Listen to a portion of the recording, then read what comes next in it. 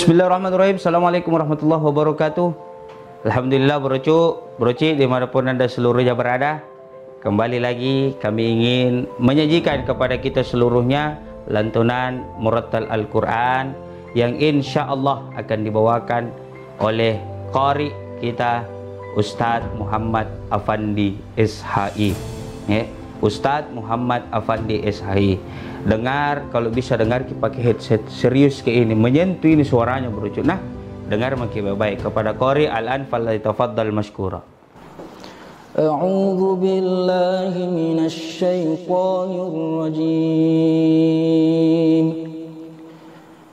Bismillahirrahmanirrahim. Alif Lam Mim. Tanzilul kitab la raiba fihi min rabbil alamin. Am yakuluna iftarah bal huwal haqqu min rabbika litunzira qauman ma atahum min nadhirin min qablika la'allahum yahtadun. Allahu alladhi khalaqa as-samawati wal arda wa ma bainahuma fi sittati ayyamin thumma istawa 'alal 'arsh ma lakum min dunihi min waliyyin wa la shafi'in afala tatadhakkarun. يدبر الأمر من السماء إلى الأرض ثم يعرج إليه في يوم كان مقداره 1000 سنة مما تعدون. ذلك عالم الغيب والشهادة العزيز الرحيم الذي أحسن كل شيء خلقه وبدأ خلق الإنسان من طين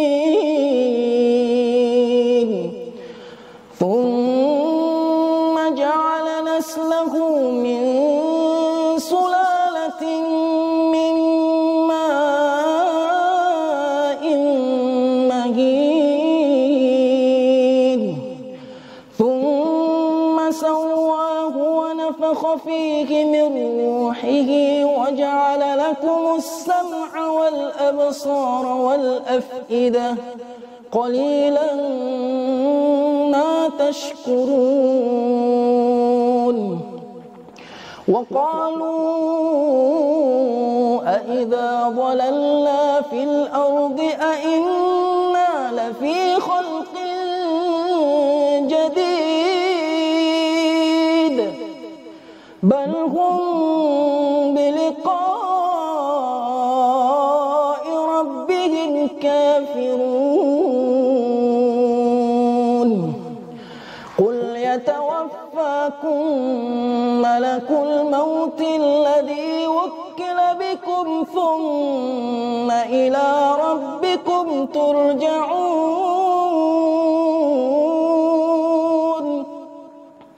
ولو ترى إذ المجرمون ناكسوا رؤوسهم عند ربهم ربنا أبصرنا وسمعنا فارجعنا نعمل صالحا إنا موقنون. ولو شئنا لآتينا كل نفس هداها ولكن حق القول مني لأملأن